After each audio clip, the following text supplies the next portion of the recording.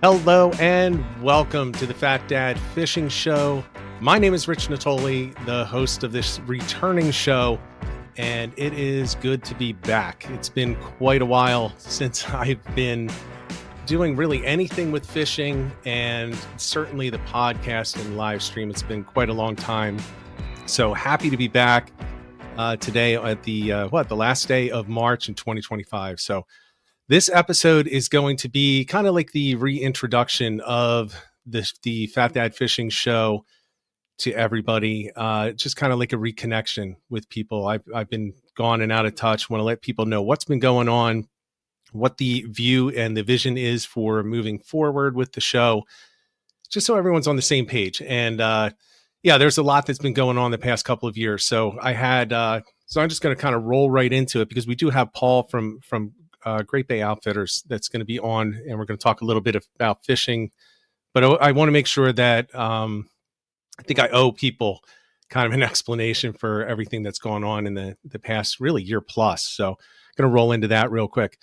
So let me just start off with this. So there was a time where all I did for fishing was the Fat Dad Fishing Channel and show, and that changed a little while ago when I was then hired by Salt Strong to be one of their fishing coaches and represent the Northeast, the Northeast and Mid-Atlantic. And that just did not work out the way that I had hoped.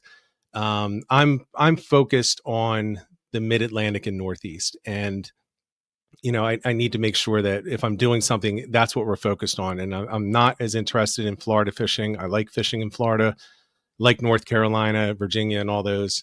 Actually, I'll say Virginia, I consider Mid-Atlantic, but I was spending a lot of time doing that stuff. And I just really want to stick with something that was committed towards the area that I fish and the people that I fish with and the businesses that I support.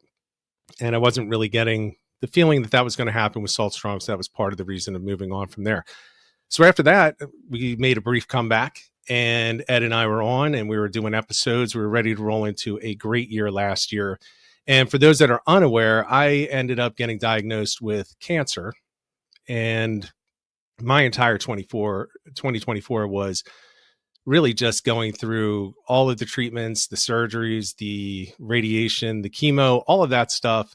And quite frankly, I was in no physical shape to be doing any fishing at all. I really didn't do any.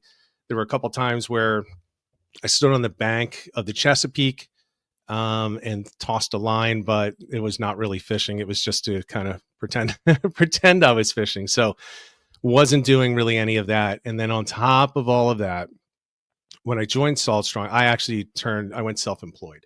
So on top of all that, you can imagine that my focus was not just on the treatments, but also I got to keep my business rolling.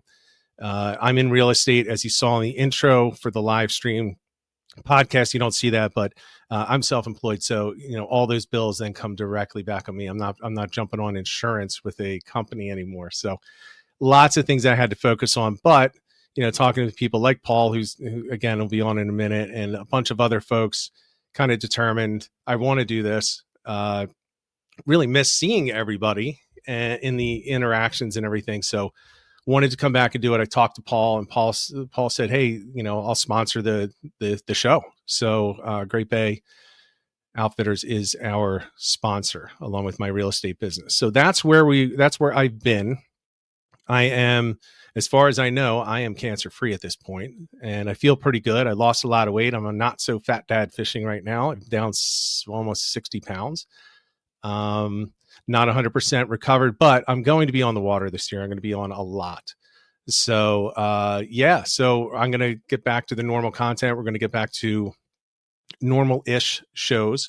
Just keep in mind, I am a realtor. So, if something comes up at night and I have a client that needs something, we may have to reschedule from now and then, just to make sure that I get everything done for my clients. They have to come first. It should come first, as I'm sure all of you agree, but then we'll get to the fun stuff after, and we'll just reschedule shows if necessary. But typically a Monday night is a free night for real estate. So really, really looking forward to that. I do want to make a couple of other comments.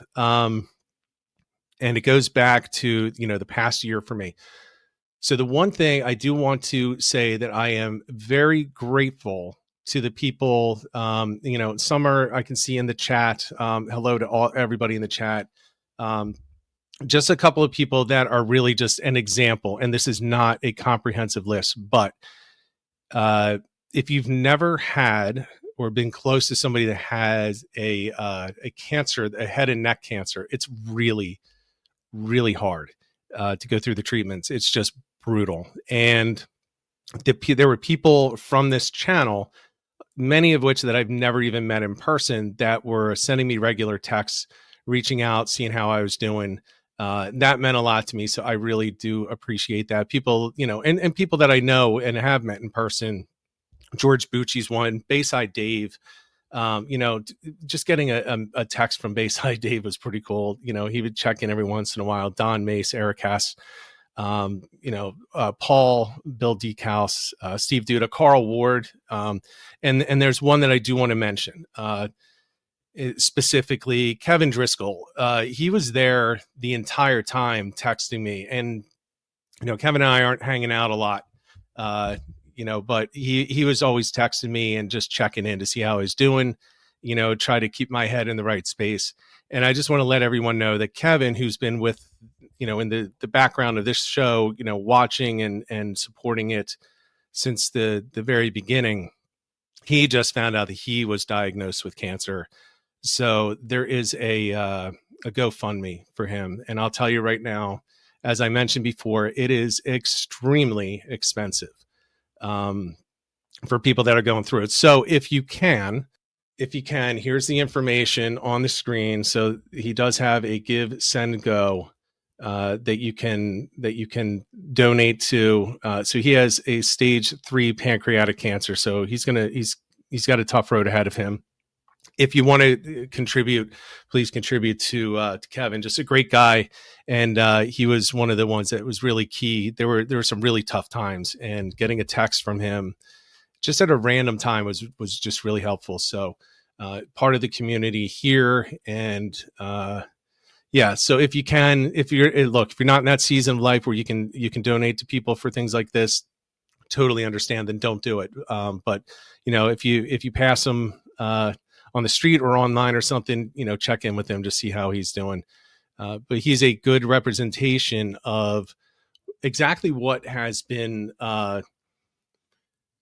what really helped me and what I think this community is all about. It's like a lot of close people in here. I see Heaven and Ellen in the chat, and, she's been awesome the whole time, everything through, even before I was sick and out. Just some great people in here, Crabbing and Fishing, Rob Woodmeyer, all those guys, Lunchbox in there. I mean, see him on the water and it just makes my day. So wanted to mention all that. If you want to give any donations for Kevin, it's givesendgo.com/Kevin Driscoll. And you can see the spelling of his name on the screen. And I'll just add a link later into the YouTube so that you can go in there and just click a link if you want to go do that. So just wanted to go through all that and thank everybody for being here. I'm going to bring on real quick. I'm going to bring on Paul, and I'm just going to tell you, I am in the middle of a big storm right now. So hopefully we're going to be able to hear Paul, see Paul, and all that stuff. We had some troubles backstage. If not, I'll just kind of persevere without him, but I want to bring him on so that we can talk about what's coming up for the channel and what's coming up for his shop. So with that being said, Paul, welcome. It's good to see you.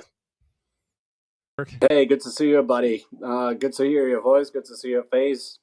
Glad you're doing better. Here's to you, brother. Thank you. So we've got a really long delay. So everybody that's live, he's gonna hear this a little bit after. Right now, it's sounding perfect. It was choppy before, but it sounds pretty good right now. Okay. All right. So you're a bit behind me, but let's see what we can do. So I'm going to give the update. So what's coming up for the channel is it's going to be back to doing streams and podcasts. I'm going to try to do it on a weekly basis. And the one thing that you guys notice is that Ed is not here. Ed is not, he's got things going on that he just can't commit to doing this. He's got a business that he started that is really taking off. So he's really focused on that. So Ed is not here. Ed will be back and forth from time to time. but yeah, as of right now, he is not. He is not here. So we'll see what happens with that, with Ed coming back on, so on and so forth.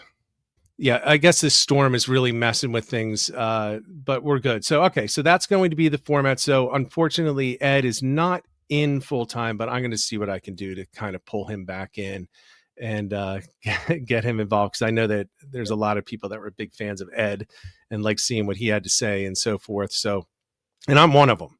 So, he turned out to be one of my really close friends that we met through this. So we're going to do that. We're going to be flexible in the schedule. I'm going to try to do 7:30 on Mondays, and we're going to go back to just kind of the guest topics. And, that kind of rolls into tonight. So we're going to do an abbreviated stream tonight, Paul, but you're sponsoring the channel at this point and the show. And for those that are unaware, your shop is the only shop that I go to when it comes to kayak fishing stuff. So it kind of makes sense because I'm going there anyway.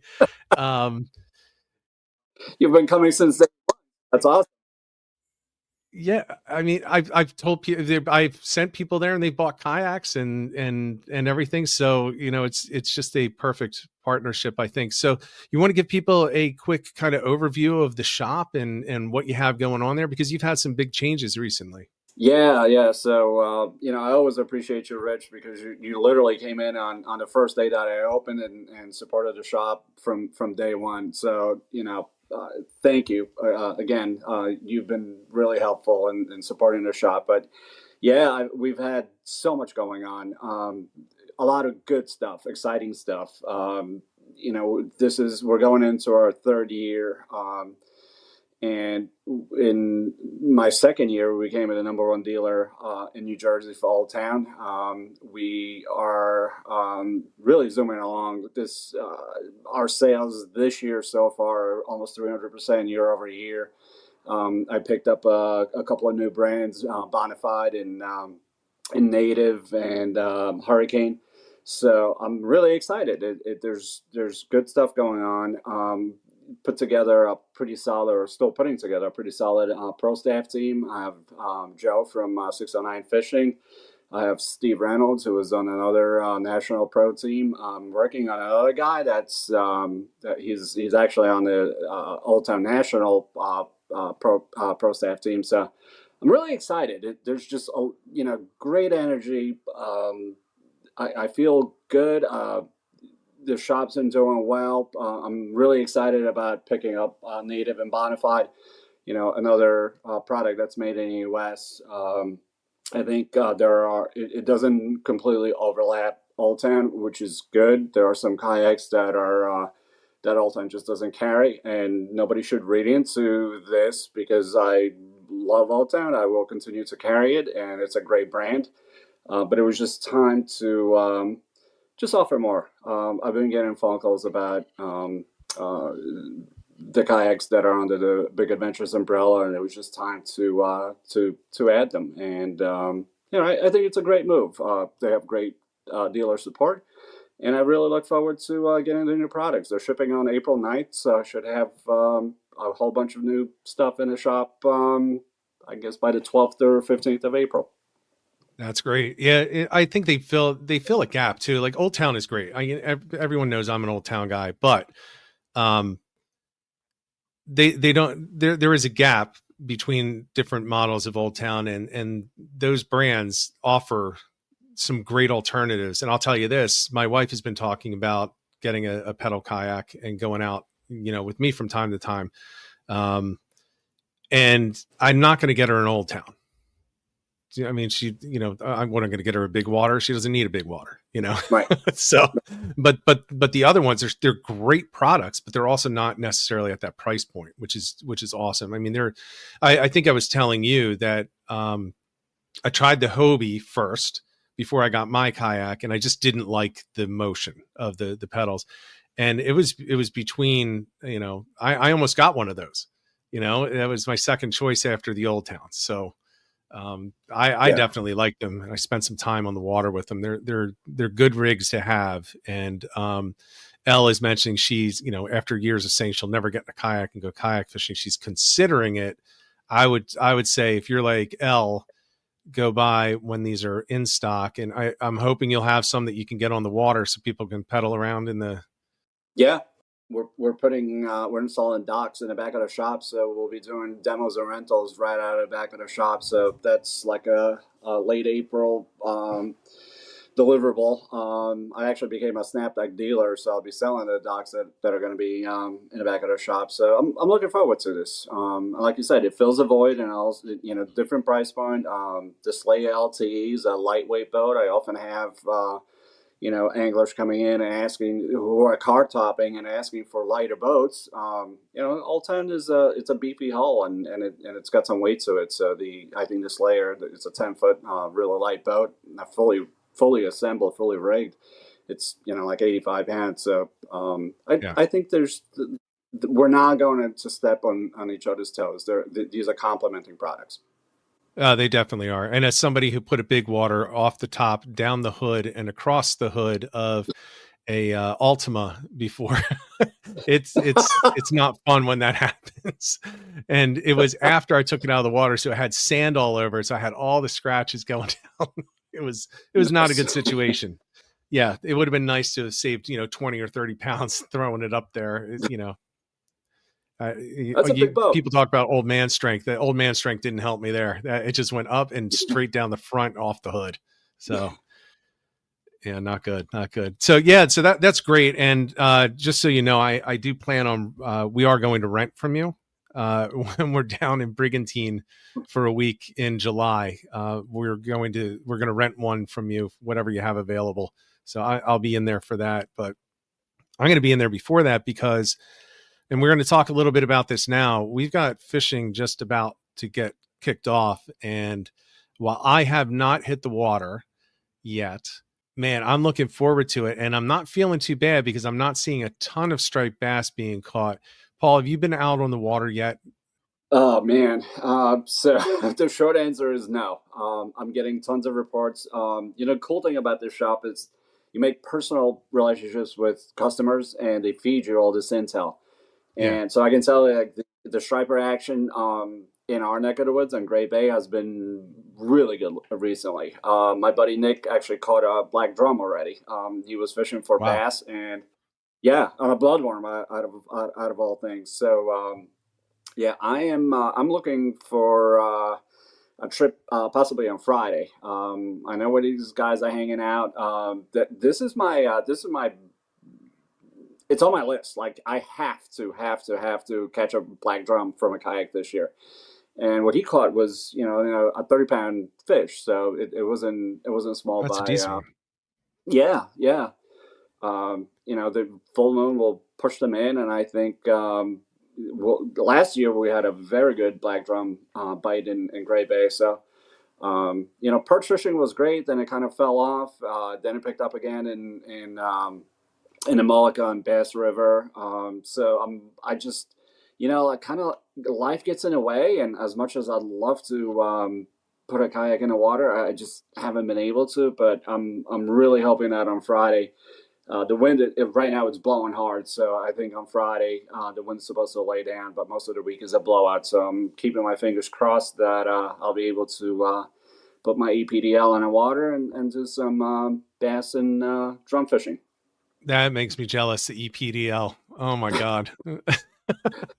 That's definitely on my list of, boats to get going forward because that thing is, I already love the hull and, that assist, man, that's gotta be, and the way that you've talked about it, I just feel like I got to work on getting one of those this year. Yeah, it's a great boat, and I agree with you on the hull. It's I got caught in some unfavorable conditions on Great Bay last May, I believe.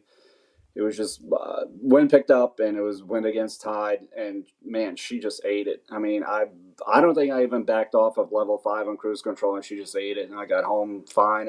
I'm super impressed with the hull. That's awesome. Yeah, I could use a little bit of that. I figure I'm at about. I kind of determined it from what I'm doing now physically versus what I used to do. And for being a former fat guy, I actually, I could run distance, and I would walk like 5 miles a day with no problem at all. My step goals was in the 20,000s, and I would do it like, probably 4 out of the 7 days a week, and the other days is because I was busy working. I couldn't get them in. I'm about 70% there. That's the best. So any assist that I can get, I think is just going to help. I've lost so much muscle. I've got to like work back to it and everything, but just a great boat, right? I mean, Yep. the hull is great. It's got amazing secondary stability. It's maybe not the best for standing. The primary stability isn't really what it's there for. When you talk about an area like Great Bay, it's not just a bay. There's some wicked currents in there because you got a lot of shoaling. You've got a lot. And that's the type of boat that's going to eat it up. You put a 120 out there and yeah, you can stand and walk around on it, but it's going to plow a little bit more than slice through that water. And Absolutely. Yeah, that hull is just made for, and the native hulls, they've got some great hulls for that type, the great secondary stability too, which is it's what I go for. That's what I like in a boat. So yeah, I plan on trying that out. But man, the drum talk, I've tried drum in the bay, and I've always, you drive down there for me, and you drive a couple hours, and like I'm hitting the water no matter what. And when I went for drum, I only went for drum. I didn't have any other gear. I was like, I'm going to make it happen, which was stupid because it was not drum conditions. So here I am right at the mouth of the Mullica. And I'm just getting blown all over the place. And I was like, I can't anchor because it's dangerous. Yeah. So I'm trying to like pedal in and try to stay, in one spot. It was the most exhausting day I've ever had. And then I went further back and it just wasn't a good day for it. But I insist I haven't gotten a black drum on a kayak yet. I've only ever gotten them in boats. Yeah, neither have I. This is why it's so like it's on top of my list right now. I'm hell bent on getting a nice drum from a kayak this year. And last year we had a good bite, and a couple of my buddies got them, and they're here already. I just felt like it was a little early in the year for them to be here already, but I'll take it. I think Bay is going to be another great spot, so let's go. Yeah, people always say it's like when the dogwoods bloom and whatever, right. The moss is on this side, whatever it is, all the little sayings. And I think it's like a lot of things. It's just that's what it probably was that's when it coincided with when people put their boats back in the day. They hadn't launched their boats, so of course there weren't any drum there. Of course the bluefish weren't biting. Of course there weren't any fluke. Well, their boat was sitting in the driveway. Right. It wasn't in the dock now. So I wonder if there's some of that going on. I mean, like, for example, fluke. People are like, no, I don't want the early seasons, start it later because they're not in. I was catching fluke in February last year, or not last year, 2 years ago. I was catching fluke in February and, February and March. And when I was perch fishing, I was like, they are there. They're not as active, but there's going to be a decent amount there. But it sounds like, all right, so you're good for right now for striped bass. Yeah, you're going to be heading out for the drum fish. Now, are you going to target them early, or are you just now really excited to go when it gets a little bit warmer? No, I'm going to target them now. I know they're there. I know where they are. I talked to a couple of guys next door, and there are some just consistent spots in Great Bay where you can find them. So I'm going to make it a point to go out there and I lived on Raritan Bay for over 20 years. If I don't catch another striped bass for the rest of my life, I'm fine. But I've yet to catch a black drum from a kayak, so that's a goal.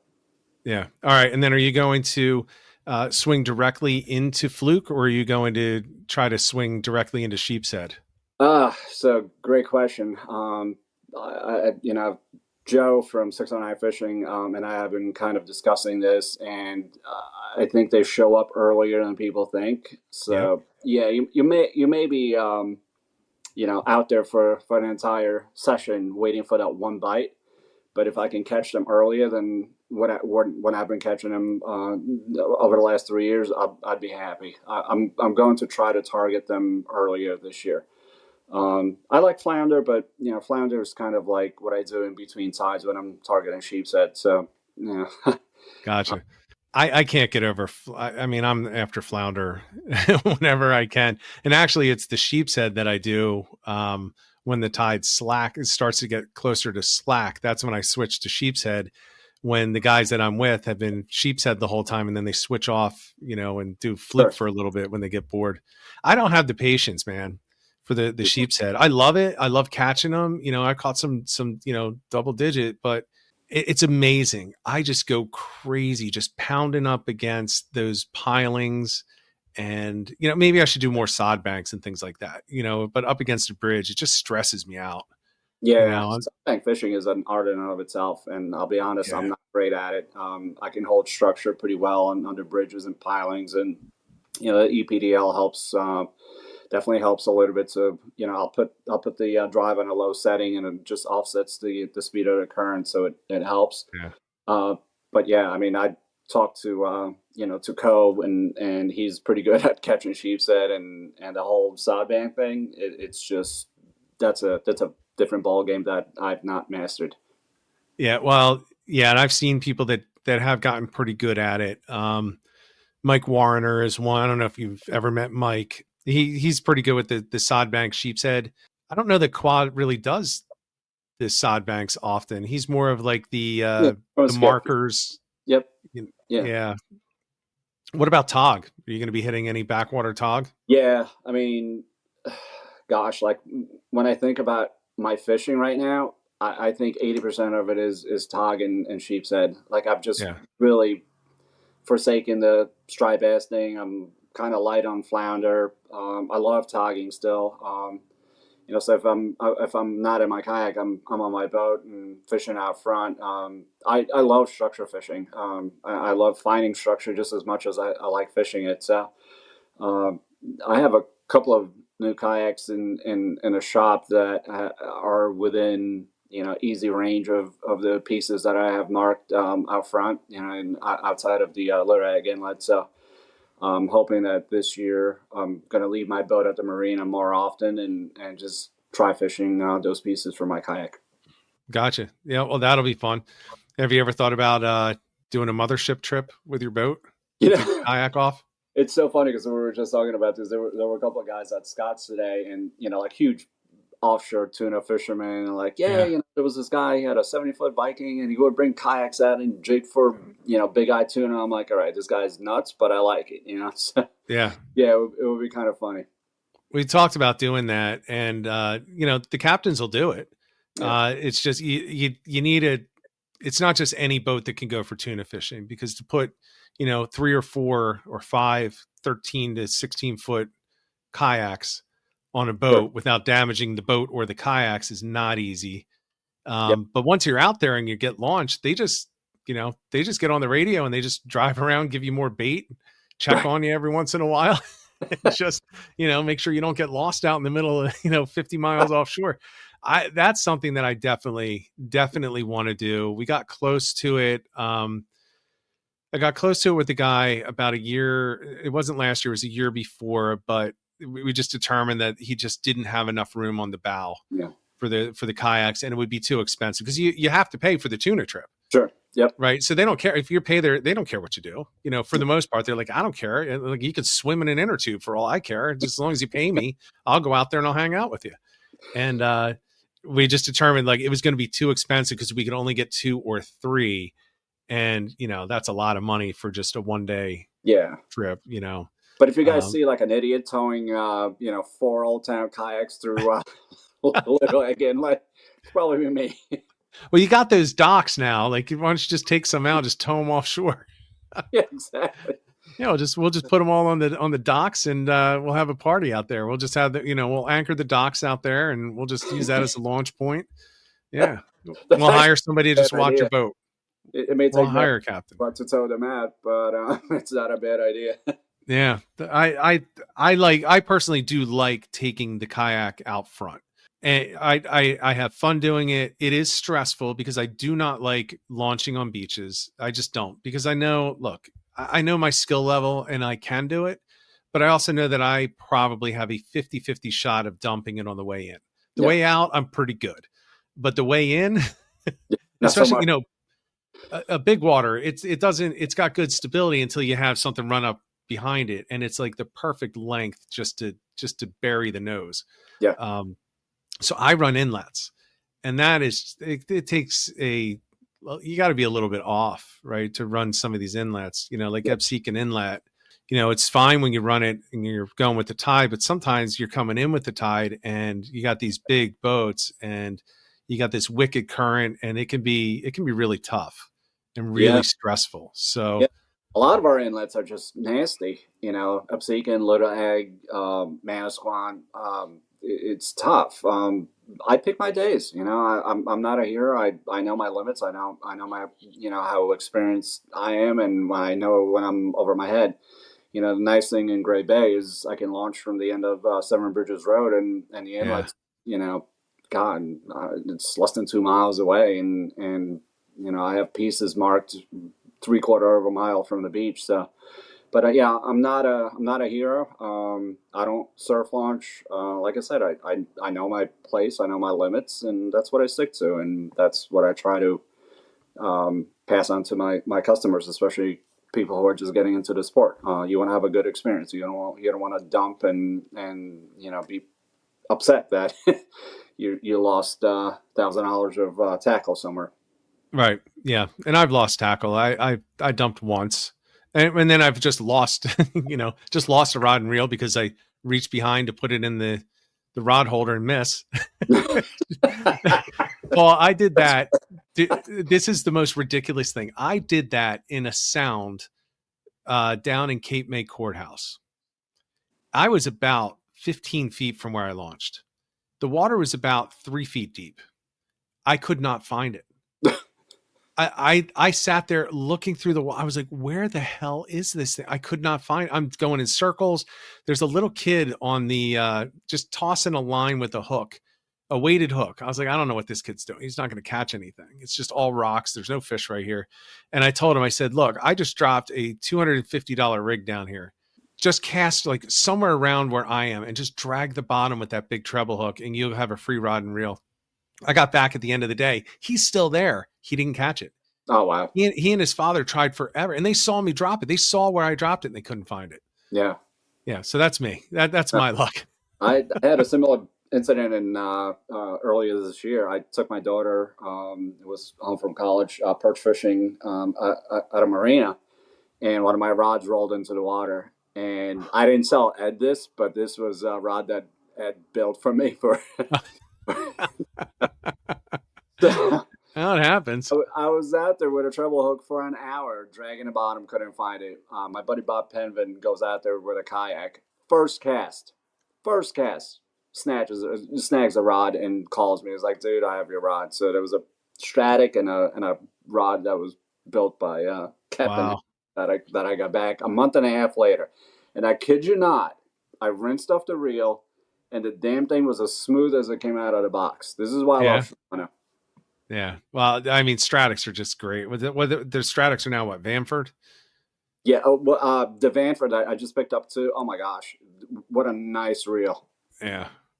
They're just too expensive for me, right? Yeah. I you drop them in the water. Yeah, I mean, I just get so stupid when I'm on the water with my gear. I'll pull in a fish and I'll just start like feeding the rod to the side. Next thing I know, I'm looking in and the reel's totally underwater. I'm like, what the hell are you doing, Rich? Luckily, that's a $40 reel. Yeah, because it's going to seize no matter what I do. So I use a lot of 40 and 100. And I'll go up to about 180 on a reel for a kayak. And that's about it because I know I'm just going to destroy it. Yeah. But Stratics, my favorite reel, first of all, I'm a Penn guy. I love Penn. And people can make fun of Penn all they want, but part of it is probably because that's what I was brought up using, right? There's real heavy old school ones. But man, the smoothest reel I ever had was a Stratics CI. I loved that thing. And I still have it. It's not smooth anymore, but it's also like, I don't know, 20 plus years old. And I used to use that on my kayak when I first started kayak fishing. And that was just an old, it wasn't the first kayak I had, but one of the ones down the road. It was a Malibu 2. So it was a tandem ocean kayak Malibu. So it was just a sit on top that was always filled with water. And that thing just sat in the water because I put it under my legs so it wouldn't fall over. But yeah, that thing lasted, like you said. I mean, it still works. Yeah. It's just not as smooth, all those years. Yeah, great reels. I love them. I've had good luck with Shimano's. I had a Daiwa Ballistic, two of them that kind of crapped out in the same season, and parts availability was an issue. They're sitting at Grumpy's a year later, like no parts. Yeah, I have Daiwa. I can't stand it because you can never get parts. Right. You never can get them. And that's one good thing about Penn. You can always get parts. Yeah. The Penn may not last as long as some of those, but man, it is, it drives me crazy when you can't get parts. These people spend a lot of money on these reels, and they're nice when they're working, but when they're not, they're just down. I have two $250 reels that I haven't seen in over a year because there are no parts. Yeah. I mean, what's the point? At that point, it just becomes, that's a corporate problem. That's corporate not caring, waiting for you to buy a new reel. Yeah. I got a lot of things to say on that topic. I don't need any of that in my life. So what reels do you carry? I'm a top shelf Shimano dealer, so I carry Shimano's. I'm been a fan of Penn as well. Like I love Penn, Fathom, Squall. Those low profile bait casters are really cool. I just started playing around with a lot of different Shimano reels. The lightweight, the Vanford is super lightweight. I paired it with a nice Shimano rod. I'm actually going lighter this year. So I have a buddy of mine who's Sheepshead. He's a really good stick, and he uses like ultralights for Sheepshead with fast action. So I've been typically like a medium heavy guy, and this year I picked up a pair of medium light rods with extra fast action. I'm gonna give those a shot. So I'm a creature of habit to a fault. Like once I zero in on something, I just keep doing it over and over and over again, and I probably should be experimenting more. So, but I love that Vanford that I picked up. It's super smooth and super light. It's just a perfect, and the rod is, it's got a short butt, so you're not knocking into the seat or your PFD. Yep. So, I'm really looking forward to trying out to set up for sheep. Well, I want to tag along with you one of these times. I won't be able to keep up with that EPDL, but you can laugh at me as you pass. I have like a whole bunch of EPDLs right now. Let's go. Yeah, we'll get out there because then I'm going to buy it when I get back, and then I'm not going to be able to come home. I'm not going to be able to come home. Let me sell a couple more houses. Guys, refer some business to me so I can get this EPDL soon. Yeah, please. Come on. I got to get one of these things. Man, and I'll give my wife my big water. And then, of course, we know how that goes. Then she'll end up owning the EPDL, and I'll still be in the big water. Man, all right. Well, look, so we wanted to keep this to a shorter one. Paul, thank you for coming on. I'm really looking forward to this. I'm looking forward to getting things going as we had them before. We'll see what we can do to get Ed back on from time to time, because I know people are going to want to see him in here, including myself. And me too. Yeah, but thank you for coming on. Thank you for sponsoring the show going forward. Greatly appreciate it. Everyone, thanks for coming out. We're going to work on some guests, trying to get everything back up and running. There are definitely guests that have already said, hey, if and when you come back, just give me a call. So, there are people that I'm going to be reaching out to, some of the regulars from before that everybody just loves. I'm going to keep the same approach that I had before. This is not about getting new people or big YouTubers or whatever. We're looking for people that are like us, people that have a passion for fishing, people that are part of the community. So people like George Bucci, Mahalik, Heaven and L, Bayside Dave, all of these guys that have been on, Halkias, guys that we just like, people that we just like having a good time with and we connect with. So that's what we're going to be doing. Going forward, Joe for 609, once he gets some time in his schedule back, he'll be coming back on too. But yeah, so I'm going to work on that. I'm going to put a poll out on social media, because I want to double check the time that works for people for this live stream. Either 7:30 or 8 Monday seems like it was a good time in the past, and I just want to make sure that we're all on the same page going forward, because if we're going to do this, I want to do it right. So, Paul, thank you again for coming on. Yeah, we'll be hitting the water soon. Everyone, thanks for tuning in. Greatly appreciated. And if I can remember, So until next time, everyone, get out there, get on the water, and get some tight lines.